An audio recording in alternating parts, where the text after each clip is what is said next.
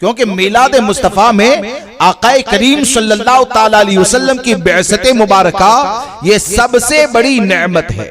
आकाए करीम सल्लल्लाहु ताला अलैहि वसल्लम की बिअसत ये सबसे बड़ी नेमत है। और दूसरी बात आप देखें कि अब इनके पास कुछ बचेगा नहीं, तो आखिर के अंदर वो चंद बुजुर्गों के नामों को लाते हैं, चंद बुजुर्गों के नामों को लाते हैं, जैसे कि मैसेज शुरू भी हो जाएंगे या हो सकता है हो गए हो, यानी हर साल की तरह कि भाई आज जिस तरह सुन्नी ईद मिलादुन नबी सल्लल्लाहु ताला अलैहि वसल्लम मनाता है, क्या गौसे आजम ने मनाया था? तो हम सबसे पहले तो ये कहते हैं क्या गौसे आजम तुम्हारे नजदीक हुज्जत है? हा? क्या गौसे आजम रज़ी अल्लाह तबारक व तआला को तुम मानते हो? क्योंकि सरकार गौसे आजम रज़ी अल्लाह तबारक व तआला को अगर तुम दलील के तौर पर पेश करते हो तो हमारा सवाल यह है कि क्या गौसे आजम का अकीदा तुमने अपनाया? क्या गौसे आजम के अकीदे को तुमने माना? गौसे आजम रज़ी अल्लाह तबारक व तआला की जात तो वो जात है कि 8 या 9 साल की उम्र में अपने मकान की छत के ऊपर खड़े होते हैं तो वहां पर खड़े रहकर मैदान अरफात में जमा होने वाले हाजियों को गौसे आजम की निगाह देख लिया करती है। तो गौसे आजम ने जब उनके बारे में यह अकीदा दिया कि वो बगदाद की सरजमीन पर रहकर मैदान अरफात के हुज्जाज को देख लेते हैं, तो तुम तो वो नापाक जमात हो कि जिन्होंने उनके नाना जान के बारे में ये कहा कि आकाए करीम सल्लल्लाहु ताला अलैहि वसल्लम पीठ के पीछे की खबर से बेखबर है। गौसे आजम इतने दूर से मंजर को मुलाहिजा कर लेते हैं, तो गौसे आजम को अगर दलील के अंदर पेश करना है तो सबसे पहले गौसे आजम का अकीदा अपने दिल के अंदर जमा लो। और गौसे आजम का अकीदा अगर तुम्हारे दिल के अंदर पैदा हो जाएगा तो अशरफ अली के साथ तुम नहीं होगे, रशीद खलील और कासिम के साथ नहीं होगे, बल्कि गौसे आजम का अकीदा अगर तुम्हारे दिल के अंदर पैदा हो जाएगा तो बरेली के ताजदार के साथ खड़े रहकर यही कहोगे कि या रसूल अल्लाह और कोई गैब क्या तुमसे नीहा हो बला, जब न खुदा ही छुपा तुम पे करो। तो गौसे आजम रज़ी अल्लाह तबारक व तआला के अकीदे से तुमको क्या लेना देना? फिर ये आते हैं कि हम हिंदुस्तान में रहते हैं, क्या सरकार गरीब नवाज ने ईद मिलादुन नबी सल्लल्लाहु ताला अलैहि वसल्लम मनाया? तो तुम्हारे अकीदे में तो गौसे आजम भी माज़अल्लाह मुशरिक, तुम्हारे अकीदे के मुताबिक तो सरकार गरीब नवाज को भी तुमने मुशरिक माना, यानी गैरुल्लाह से मदद मांगना ये शिरक है, मज़ारात औलिया पर जाना ये शिरक है। और माज़अल्लाह इमामुल अंबिया सल्लल्लाहु ताला अलैहि वसल्लम को मरकर मिट्टी में मिलने वाला लिख दिया।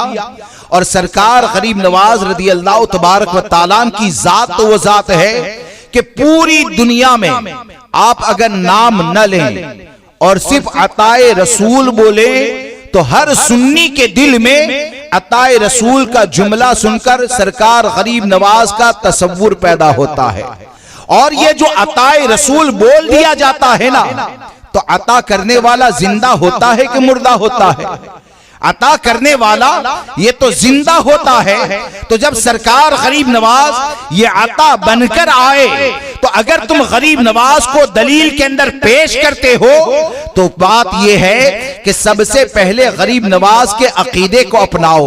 और गरीब नवाज के अकीदे को अगर तुमने अपना लिया तो मरकर मिट्टी में मिलने वाला नहीं कहोगे, बल्कि बरेली के ताजदार के साथ खड़े रहकर यही कहोगे कि या रसूल अल्लाह तो जिंदा है वल्लाह, तो जिंदा है वल्लाह, मेरी चश्मे आलम से छुप जाने वाले। इसलिए दोस्तों हमारा मामला एकदम वाज़े है कि हमारा ताल्लुक अहले सुन्नत व जमात से है। हम ईद मिलादुन नबी सल्लल्लाहु ताला अलैहि वसल्लम मनाते हैं और इंशाअल्लाह मनाते रहेंगे। अब यहां पर आप देखिए कि ईद मिलादुन नबी सल्लल्लाहु ताला अलैहि वसल्लम मनाना, आवाज खोलिए, माइक बहुत आवाज खींचता है। दुरूद पाक पढ़ लीजिए। अल्लाहुम्मा सल्ली अला, बहुत आवाज बहुत खींचता है। अल्लाहुम्मा सल्ली अला सय्यिदिना व मौलाना मुहम्मदिन मअदनिल जुदी वल करम व आलिहि व अस्हाबिहि व बारिक व सल्लिम सलातन व सलामन अलैका या सय्यदी या रसूल अल्लाह सल्लल्लाहु तबारक व तआला अलैहि वसल्लम। अब मीलाद मुस्तफ़ा सल्लल्लाहु तआला अलैहि वसल्लम हम सब मनाएंगे, इंशाअल्लाह मनाएंगे ना। लेकिन मनाना कैसे है? मनाना इसी तरह है कि हम मीलाद मुस्तफ़ा इस तौर पर मनाएं कि आकाए करीम सल्लल्लाहु तआला अलैहि वसल्लम की रजा हासिल हो जाए।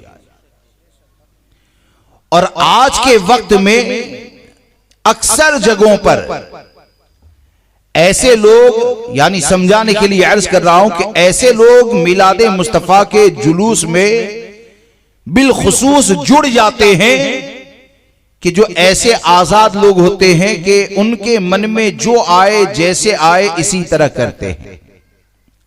यानी उसमें डांस करना, डीजे बजाना और न जाने कितने खुराफात। यानी अगर नियाज और लंगर को लेकर भी निकलते हैं तो माज़अल्लाह रब्बिल आलमीन वो नियाज को, खाने को इस तरफ फेंकते हैं। हालांकि हमारे यहां खाने का एक अदब है। अल्लाह का जो रिस्क है अता करदा, अगर उसकी ताजीम करोगे तो उसकी ताजीम की बुनियाद पर रिस्क में बरकतें दी जाएगी। और यहां पर जो नियाज, शीरनी वगैरह होती है वो आकाए करीम सल्लल्लाहु तआला अलैहि वसल्लम की तरफ मंसूब होती है।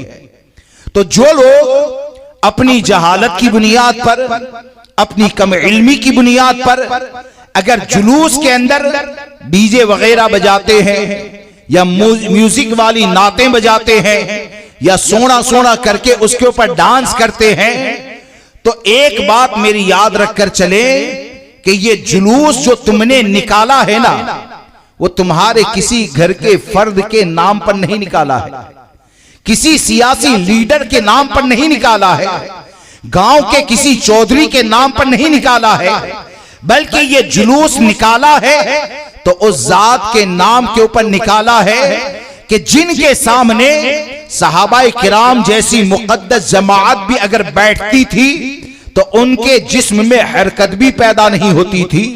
और आकाए करीम सल्लल्लाहु तआला अलैहि वसल्लम की निस्बतों का एहतराम सहाबाए किराम इतना ज्यादा करते थे कि एक बात अगर मेरी समझ लें तो यकीनन जितने भी जुलूस में डांस करने वाले हैं वो अल्लाह की बारगाह में सच्ची तौबा करेंगे।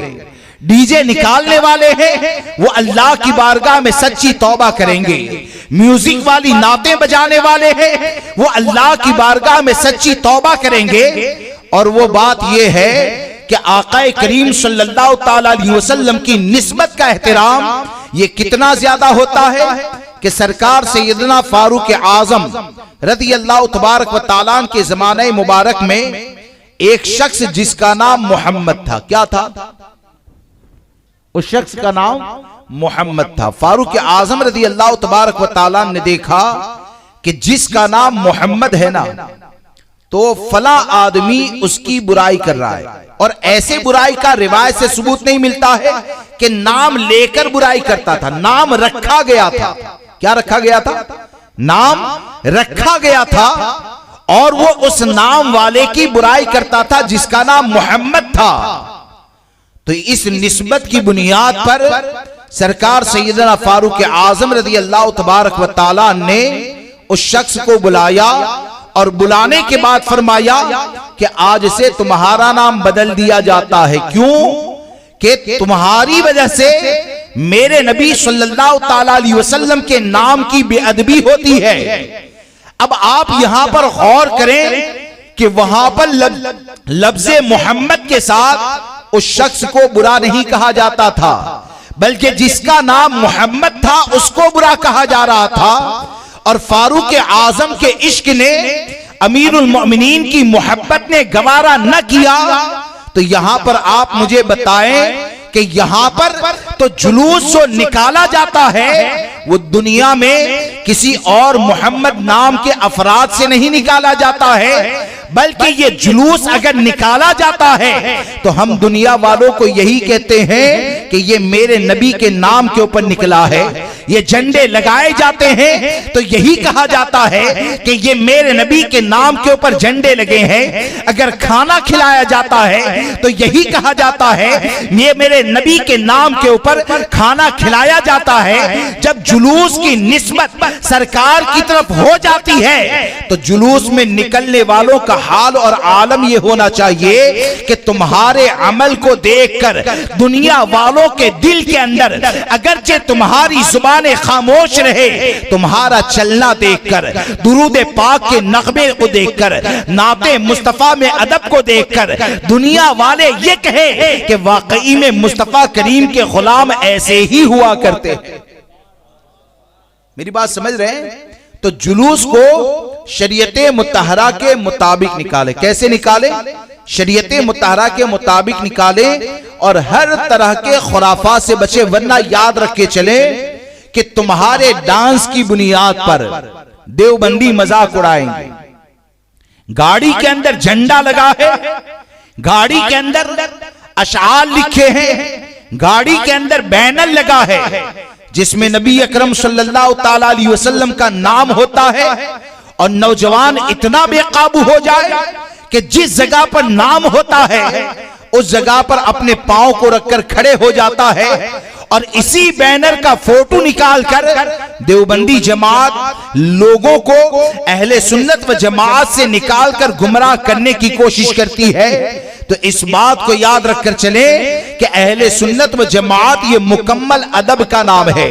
हमारे यहाँ अदब की बड़ी अहमियत है, और अगर तुम्हारे किसी हराम काम की वजह से, अगर तुम्हारे डांस की वजह से, अगर तुम्हारे खिलाफे शरा काम की वजह से अगर कोई एक भी गुमराह हो गया या किसी देवबंदी ने किसी एक को गुमराह कर दिया तो कहीं ऐसा ना हो कि उसकी गुमराहियत का हिसाब तुमसे भी लिया जाए। इसलिए दोस्तों, अहले सुन्नत व जमात पर अमल करना, यानी सुन्नी जो कहते हैं ना, ये ख्वाहिशात नफसानी से चलना नहीं होता है, बल्कि अहले सुन्नत व जमात वो होते हैं कि मा अना अलैहि व असहाबी, के जिस पर हुजूर कायम रहे और सहाबाए किराम कायम रहे, वो अहले सुन्नत व जमात की अलामत है। और डांस वगैरह जो कुछ भी किया जाता है यकीनन उससे सुन्नियों का कोई भी लेना देना नहीं होता है।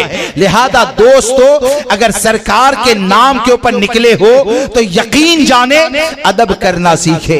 अदब का बड़ा मकाम होता है। अदब ये कितनी बड़ी नेमत है पता है?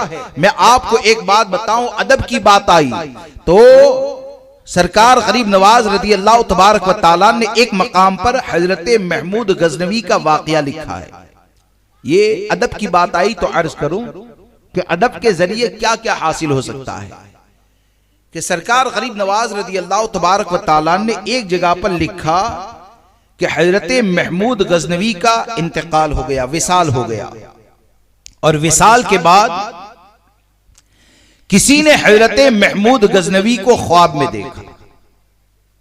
अल्लाह तबारक व तआला ने तुम्हारे साथ क्या मामला किया? तो सरकार गरीब नवाज फरमाते हैं कि हजरत महमूद गजनवी ने इरशाद फरमाया कि अल्लाह ने मेरे एक अमल की वजह से मेरी बख्शिश फरमाई। अल्लाह ने मेरे एक अमल की वजह से मेरी बख्शिश फरमाई। बोले कि वो अमल कौन सा है? तो सरकार गरीब नवाज फरमाते हैं कि महमूद गजनवी ने फरमाया कि मैं एक जगह पर एक कमरे के अंदर रुका हुआ था और मैंने ये देखा कि उसकी ताक में कुरान मुकद्दस रखा हुआ है। तो ताक में कुरान मुकद्दस रखा हुआ था तो मैंने पांव फैलाकर सोना, ये मुझे अच्छा नहीं लगा। फिर मैंने सोचा कि कुरान मुकद्दस को कमरे से बाहर कर दूं, उसके बाद सो जाऊं। तो कुरान से मेरी जो मोहब्बत है ना, तो मेरी मोहब्बत ने गवारा नहीं किया कि मेरे आराम की वजह से कुरान मुकद्दस को कमरे से बाहर किया जाए। तो बस कुरान के अदब में मैं पूरी रात बैठा रहा, तो अल्लाह ने उस अमल की वजह से मेरी मग़फ़िरत फरमा दी।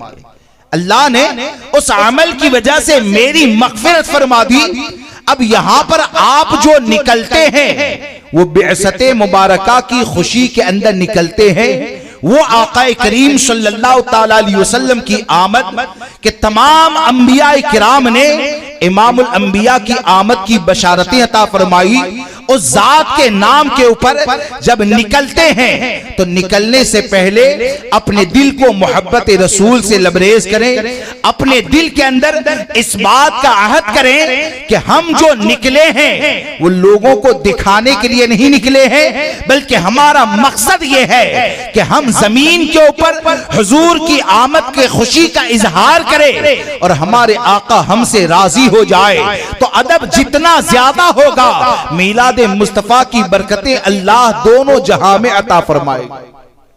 और दूसरी बात यह कि आखिर में नौजवानों के लिए, यहां पर तो मुझे पता नहीं, लेकिन शहरों में, बड़े शहरों में यह देखा जाता है कि घर की औरतें ये भी जुलूस के अंदर रोड पे आ जाती है। यहां पर आती है, हाँ माशाल्लाह, अच्छी बात है।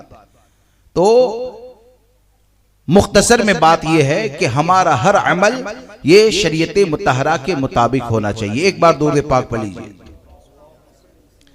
अल्लाहुम्मा सल्ली अला सय्यिदिना व मौलाना मुहम्मदिन मअदनिल जुदी वल करम व आलिहि व असहाबी व बारिक व सल्लिम सलातन व सलामन अलैका या सय्यदी या रसूल अल्लाह सल्लल्लाहु तआला अलैहि वसल्लम। अब आप देखें कि ये जो जुलूस मुबारका निकाला जाता है, जश्न ईद मिलादुन नबी सल्लल्लाहु तआला अलैहि वसल्लम हम जो मनाते हैं,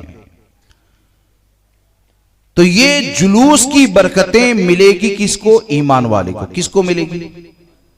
ईमान होगा तो मिलेगी ना। ईमान होगा तो जुलूस की बरकतें मिलेगी, कुमकुमों की बरकतें मिलेगी, झंडे लगाने की बरकतें मिलेगी, फातिहा, नजर वगैरह ये तमाम चीजों की बरकतें मिलेगी। शर्त क्या है? ईमान का होना। और ईमान बचाने के लिए आज के दौर में हम सब पर लाजिम यह है कि इमाम अहमद रजा के दामने करम से मजबूती से वाबस्ता रहे। इमाम अहमद रजा के दामने करम से मजबूती से